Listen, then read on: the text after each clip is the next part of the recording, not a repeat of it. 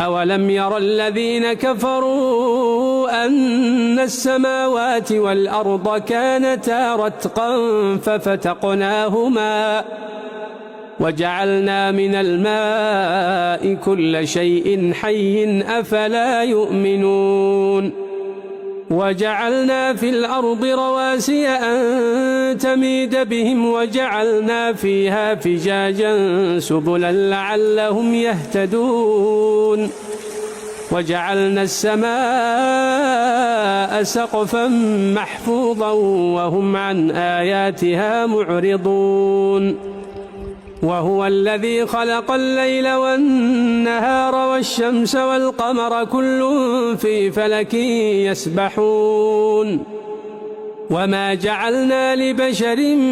من قبلك الخلد أفإن مت فهم الخالدون